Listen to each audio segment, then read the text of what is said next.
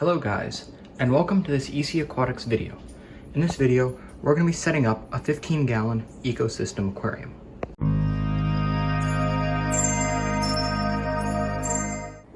This is a standard Aquion 15-gallon aquarium. It is 24 inches long, 12 inches wide, and 12 inches high. I have filled these plastic mesh bags with a mixture of aqua soil and sand. This will be the base layer and nutrient layer for our scape. Simply take these bags and place them in where you're going to plant.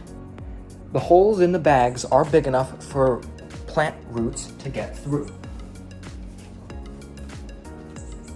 Just place the bags roughly where you're going to plant.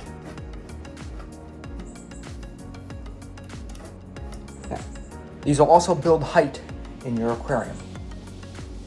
The sand that we're going to be using is some Carib Sea Supernaturals Sunset Gold sand. Simply pour the sand into the aquarium straight from the bag.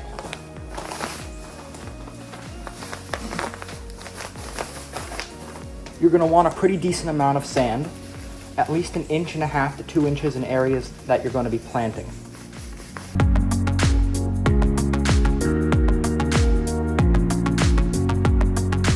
Slope the sand so it's taller in the back and shorter in the front. Press your finger into the sand to see how deep you actually have to plant in.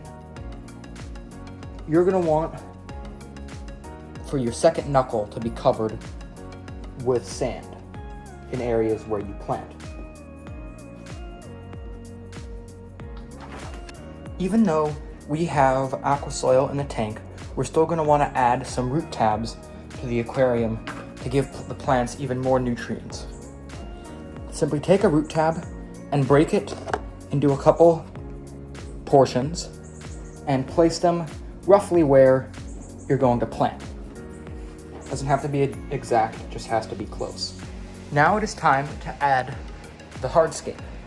For rocks, we're going to be using some lava rock that I collected very recently.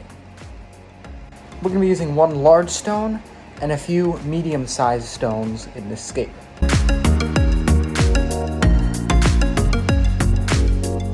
That's just a simple little rock scape that we're now going to accentuate using some spider wood.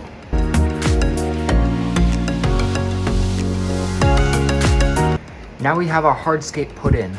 This is going to be a corner island type scape. Now it is time for us to plant.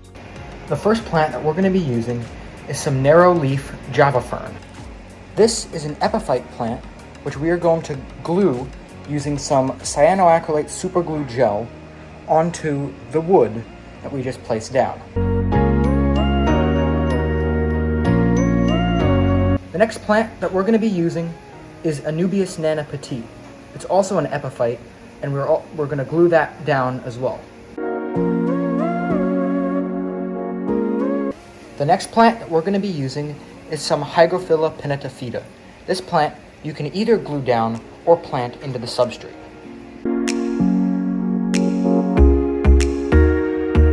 Don't forget to regularly mist down your plants so they don't dry out.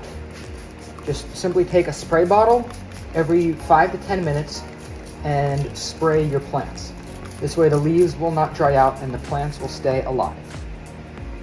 The next plant that we're going to be using is some S. repens. It's a really good little foreground plant that is planted into the substrate. To plant aquarium plants into the substrate, simply take some tweezers, hook the plant with the bottom, and press the plant into the sand. Like that.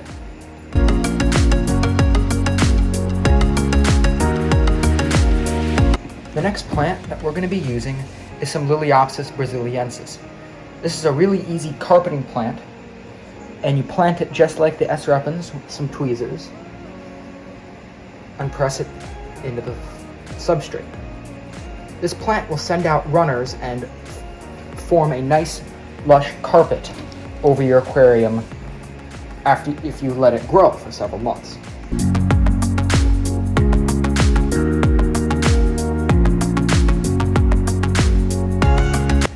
The next plant that we're going to be using is some dwarf sage, which is another really easy carpeting plant to grow.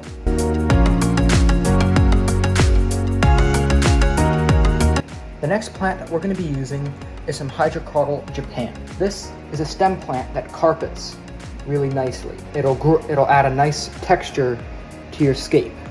It'll grow along wood and rocks as long as it's planted into the substrate. It's a really interesting and really cool plant, and it's also very easy to grow.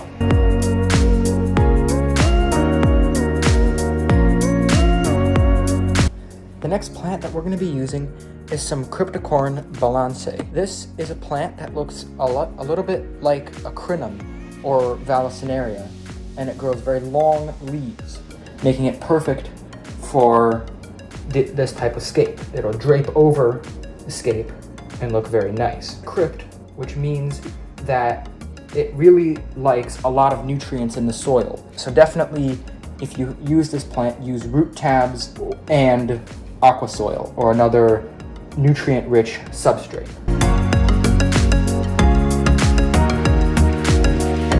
The next plant that we're going to be using is some Rotala atra, which will turn a nice orange or red color when exposed to high lighting. We're going to plant this in the back, like that.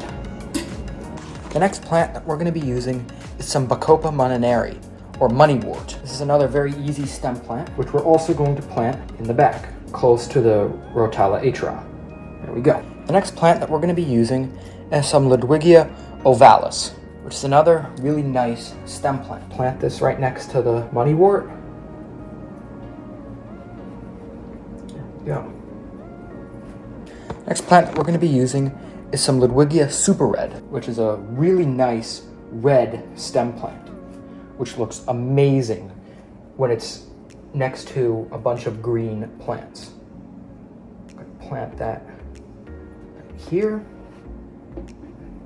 close to the corner, for a nice pop of red coming out of that side. And the last plant that we're going to be using is some Rotala colorata, which is another stem plant.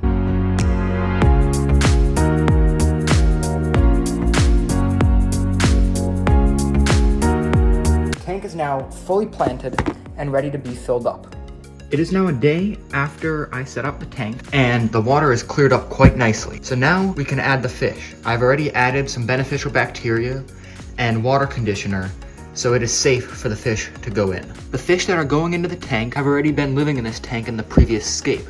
And they're currently down here, and they've been down here for the past day, and they've been perfectly fine in these containers for about a day. The fish that are going in are a mixture of some Corydoras catfish and cherry barbs, as well as one Buenos Aires tetra that I've had for the past 6 years.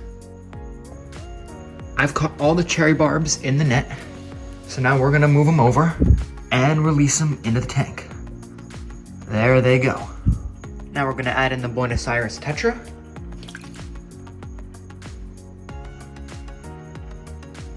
There he goes.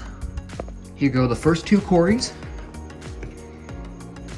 A panda Cory and an orange Venezuelan Cory. Here goes the big green Cory. And finally, our last panda Cory. It is now a couple days after I added the fish in, and they have all settled in quite nicely. As have the plants, and you can see there is some new growth on the stem plants and a little bit of new growth from the dwarf sage.